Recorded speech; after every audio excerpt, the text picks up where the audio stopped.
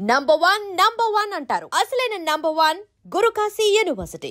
అంటే గత 30 ఏళ్లుగా చంద్రబాబు నాయుడు గారి దగ్గర నుంచి ముఖ్యమంత్రిగా ఏ పార్టీ ప్రభుత్వం ఉన్నా ఎవరు ముఖ్యమంత్రి అయినా కూడా చంద్రబాబు నాయుడు గారు కావచ్చు, రాజశేఖర రెడ్డి గారు కావచ్చు, తర్వాత వచ్చినటువంటి కిరణ్ కుమార్ రెడ్డి గారు కావచ్చు, మరి ఆ తర్వాత వచ్చినటువంటి టీఆర్ఎస్ కేసీఆర్ గారు కావచ్చు, ఇప్పుడు కావచ్చు, ఖచ్చితంగా హైదరాబాద్ నగరంలో చాలా గౌరవప్రదమైన స్థాయిలో, అంటే మన దేశం పరిస్థితుల్లో పోల్చినట్లయితే మంచి ప్రమాణాల సదుపాయాలు కల్పించడంలో కృషి చేశారు. సహజంగా బ్రాండ్ ఇమేజ్ పెరుగుతుంది, మనంతా గర్వపడుతున్నాం. ఇంకా అంతర్జాతీయ ప్రమాణాల నగరం ఒకటి ఉన్నట్టయితే, ఒక గ్రీన్ ఫీల్డ్ సిటీ ఉన్నట్టయితే, హైదరాబాద్ పేరుకి హైదరాబాద్ అంటున్నాం కానీ కొత్తగా డెవలప్మెంట్ అంతా గ్రీన్ ఫీల్డ్ డెవలప్మెంట్ ఇది. దానివల్ల మనకు బ్రాండ్ పెరిగింది, ఎకానమీ పెరుగుతుంది, ఉద్యోగాల కల్పన జరుగుతుంది. కానీ సమస్య ఏంటంటే ఒకే నగరమే ఆధారపడితే 90% మంది ప్రజలు అసంఘటిత రంగంలో తక్కువ స్కిల్స్తో తక్కువ ఆదాయంతో ఉన్నారు. బాగా ఎక్కువ స్కిల్ ఉందనుకోండి, మీరు ఒక యూనివర్సిటీ ప్రొఫెసర్గా ఉన్నారు, ఒక సైంటిస్ట్గా ఉన్నారు, ఒక ఫిల్మ్లో టాప్ రేట్ యాక్టర్గా ఉన్నారు, డైరెక్టర్గా ఉన్నారు, అప్పుడు హైదరాబాద్ అవసరం, మహానగరాలు అవసరం. కానీ తక్కువ ఆదాయంతో తక్కువ నైపుణ్యంతో చేసే పనులకి మహానగరం ఎందుకు రావాలి? పాపం రెక్కాడితే డొక్కాడిన వాళ్ళు బతుకు దుర్భరం అవుతుంది వాళ్ళకి. ఇక్కడ ఒంటరి జీవితం, కుటుంబంతో ఉండలేరు, మరి ఉండడానికి సరైన నిలవ నేడు ఉండదు, ఎక్కడో చోట 10 మందితో కలిసి ఉంటారు. ప్రయాణం అటు ఇటు పనిచేసే చోటుకి వెళ్ళటం రావటం, ప్రయాణం అంతా హైరాన్ అయిపోతుంది మనకి. మీరు అక్కడి నుంచి ఇక్కడ రావాలంటే చూస్తున్నాం కదా ట్రాఫిక్ ఎట్లా ఉంటుందో. ఒక్కరోజు కనుక మరి పని ఆగిపోతే బస్సులు ఉండాలి. చిన్న జబ్బు చేస్తే ఆలనా పాలన ఒంటరిగా ఉంటారు కాబట్టి పట్టించుకునే వాళ్ళు లేడు. సంక్షోభం, జీవితం నరకం అనిపిస్తున్నారు, నగరాలు రద్దీ అయిపోతున్నాయి. కాబట్టి హైదరాబాద్ నగరాన్ని గర్వపడదాం, పెంచుదాం.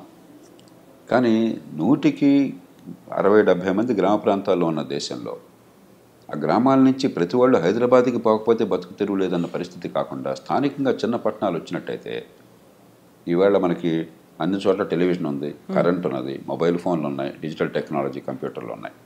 ఈ 4 ఉన్నప్పుడు చాలా పనులు లోకల్గా చేసుకోవచ్చు, అన్నీ హైదరాబాద్లో చేసుకోవాల్సిన అవసరం లేదు. పూర్వం ఇవి కూడా ఉండే కాదు. అంచేత అక్కడ ఇవి అభివృద్ధి చెందినట్టయితే ఇన్సిటు అర్బనైజేషన్ అంటాం, ఎక్కడికక్కడ పట్టణీకరణ, ఎక్కడికక్కడ స్థానికంగానే వలసలు పోవటం. ఆ ఊరి నుంచి 10-20 కిలోమీటర్ల దూరంలో హైదరాబాదు పెరుగుతుంది. కానీ హైదరాబాద్ నరకంగా మారదు, సామాన్యులకు నరకంగా మారదు.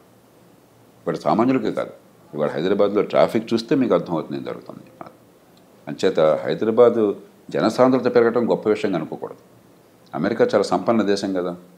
అమెరికాలో న్యూయార్క్ నగరం కంటే హైదరాబాద్ నగరం చాలా పెద్దది. అమెరికాలో అతిపెద్ద నగరం, ప్రపంచానికి రాజధానిగా దాదాపుగా అనుకుంటున్న నగరం న్యూయార్క్ నగరం.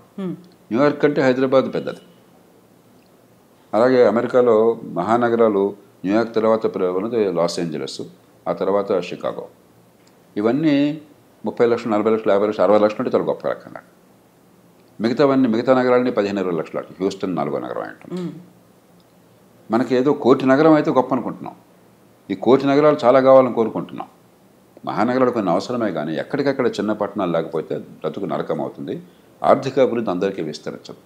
కేవలం హైదరాబాద్లో మాత్రమే జీవితం బాగుంటే మిగతా చోట్ల బాగోకపోతే మరి దేశాన్ని ఎట్లా కాపాడుకుంటాం మనం? రాజకీయంగా సుస్థిరత్వం ఉండదు, ఆర్థికంగా ఎదుగుదల ఆగిపోతుంది, సామాజికంగా శాంతి ఉండదు. అంచేత మనం రాజధాని కాబట్టి హైదరాబాద్ అనుకోకుండా మనం కాస్త తెలంగాణలో చాలా జిల్లాలు ఉన్నాయి, చాలా పట్టణాలు ఉన్నాయి, లేకపోతే చాలా పెద్ద గ్రామాలు పట్టణాలు అయ్యే అవకాశం ఉన్నాయి. చాలామందికి గ్రామాల్లో ఉన్న వాళ్ళకి నైపుణ్యం ఉన్నది. అక్కడ 15-20 వేల రూపాయల సంపాదన ఉంటే నెలకి ఇక్కడ 50,000కు సమానం. గౌరవంగా బతుకుతారు, పాలనా ఉంటుంది. చుట్టుపక్కల కుటుంబము, తెలిసిన వాళ్ళు, బంధుమిత్రులు, తెలిసిన ప్లేస్ ఉంటుంది. వాళ్ళు పెరిగిన చోటికి 10 కిలోమీటర్ల దూరంలో పని ఉంటుంది. అట్లా ఆలోచించాలి. కానీ అంత మన చుట్టే రాజ్యం తిరగాలి, మిగతా వాళ్ళకి ఇక్కడ రావాలనుకునేటువంటి సంస్కారం పోవాలి. సో హైదరాబాద్ బ్రాండ్ ఇమేజ్ చూసే పెట్టుబడులు వస్తున్నాయి. హైదరాబాద్ బ్రాండ్ ఇమేజ్కు తగ్గట్టుగా చుట్టూ పరిశ్రమలు కావచ్చు, ఇక్కడ మెట్రో రైలు కావచ్చు, ఔటర్ రింగ్ రోడ్ కావచ్చు, హైదరాబాద్ విస్తరిస్తోంది. దానికి తగ్గట్టుగా అన్ని వసతులు కల్పిస్తున్నామని చెప్తున్నారు. ఎట్ ద సేమ్ టైం దాదాపు 1 కోటి వాహనాలు ఉన్నాయి అంటే వీ కెన్ ఇమాజిన్. ప్రజలతో పోటీ పడుతున్నటువంటి వాహనాలు, జనసాంద్రత పెరిగినట్టుగానే వాహనాల సంఖ్య. ఒక వాహనం ఉంది ఇప్పుడు. ఏమైందంటే ఇప్పుడు ఈవేళ దేశం మొత్తంలో లెక్కలు ఏం చెప్తున్నాయంటే, మీకు బాటమ్ క్వింటల్ అంటే దిగువ 20% జనాభాలో కూడా మనకి 50% కుటుంబాలకు ఏదో వాహనం ఉంది. ఇక మిగతా కుటుంబాలు ప్రతి ఒక్కళ్ళకి కుటుంబానికి 1, 2, 3 వాహనాలు ఉన్నాయి. కొన్ని కుటుంబాల్లో అయితే మనిషికి 1 కంటే ఎక్కువగా వాహనాలు ఉన్నాయి. మరి ప్రతి ఒక్కరికి వాహనం ఉండి మనం ఎంత గొప్పగా ఉందంటున్నా కూడా అంతర్జాతీయ ప్రమాణాలతో మన ఇన్ఫ్రాస్ట్రక్చర్ దిగుడిపోయి ఒక లండన్ లాగా, ఒక ప్యారిస్ లాగా, ఒక న్యూయార్క్ లాగా, ఒక షికాగో లాగా మన ఇన్ఫ్రాస్ట్రక్చర్ ఉండదు కదా, మనం ఆ స్థాయికి వెళ్ళలేదు కదా. అది లేదు. 2, మనం ట్రాఫిక్ రూల్స్ పాటించము, ఏదో ఇష్టం వచ్చినట్టు పోవటం అలవాటు అయిపోతుంది. నరకంగా ఏమవుతుంది? కాబట్టి మనం జనాభా పెరగటము, జనసాంద్రత పెరగటం గొప్పగా అనుకోకూడదు, అది బలహీనతగా అనుకోవాలి. అంటే బతుకు తెరివి ఇంకో చోట లేక, గతి లేక అందరూ నిరుపేదలు కూడా వచ్చే పరిస్థితి మనం కల్పిస్తున్నాం, వాళ్ళ జీవితం దుర్భరం చేస్తున్నాం, నగరాలు నరకం చేస్తున్నాం. కాబట్టి నగరాలు పెరగాల, నగరాల్లో చేసే పని స్థాయి వేరు. కానీ అల్పాదాయ వర్గాలకి, తక్కువ నేపథ్యం ఉన్న వాళ్ళకి, తక్కువ ఆదాయంతో గౌరవంగా బతకడానికి, కుటుంబాల దగ్గర ఉండేటి ఏర్పాటు చేయడానికి అక్కడ ఆర్థికంగా పెరిగే ఏర్పాట్లు మనం చేయాలి. ఈ 2 ఏకకాలంలో సాధించాలి. మనకు అసలు ఆ దృష్టి పోయింది. అంతా మహానగరమే, హైదరాబాదే. నేను హైదరాబాద్ వాసిని, గర్వపడుతున్నాను, సంతోషపడుతున్నాం. ఇక్కడ పొరపాట్లు చాలా ఉన్నాయి, ఈ పొరపాట్లు సవరిద్దాం, కానీ అక్కడ కూడా పెరిగే అవకాశం కల్పిద్దాం. అలా కాకుండా మన వాళ్ళు ఏమనుకుంటున్నారు, హైదరాబాద్ని చుట్టూ పెద్దగా ఏమి ఎవరో అవాంతరాలు లేవు కాబట్టి, మన సముద్రం మరొకటి అడ్డొచ్చేలేదు కాబట్టి ఊరికే విస్తరించుకుంటూ పోతున్నారు. చివరికి ఏమవుతుంది, మెక్సికో సిటీలాగా పెద్ద అర్బన్ స్ప్లాల్ అయిపోతుంది. అది కాదు, జరిగిన హైదరాబాద్ ఇట్లా ఉండండి, సంతోషం. కానీ ఎక్కడికక్కడ స్థానికంగా ఆర్థిక కేంద్రాలు వచ్చే ఏర్పాటు చేయండి. అప్పుడు ఏమవుతుందంటే గార్మెంట్ సెక్టర్ కావచ్చు, బట్టల తయారీ, లేకపోతే మీకు లెదర్ సెక్టర్ కావచ్చు, లేదంటే ఎలక్ట్రానిక్స్ చిన్న గూడ్స్ కావచ్చు, టాయ్స్ కావచ్చు. అంటే ఇవన్నీ పెద్ద వాల్యూ ఎడిషన్ లేకుండా, పెద్ద నైపుణ్యం అవసరం లేకుండా దేశానికి విదేశీ మార్గద్రవ్యం తెస్తుంది, ఉత్పత్తి వస్తుంది, కానీ పేదలకు ఆదాయం దొరుకుతుంది, గౌరవప్రదమైన ఆదాయం దొరుకుతుంది. ఆ రకమైన ఇమాజినేషన్ లేకుండా ఎంతసేపటికి ఆర్టిఫిషియల్ ఇంటెలిజెన్సు, లేకపోతే బ్లాక్ చైన్ టెక్నాలజీస్ ఇవే వద్దని అంటలా, అవన్నీ కావాలి. కానీ దాంతోనే ఈ దేశాన్ని మనం మార్చలేం, ఈ బెదరికాన్ని తొలగించలేం.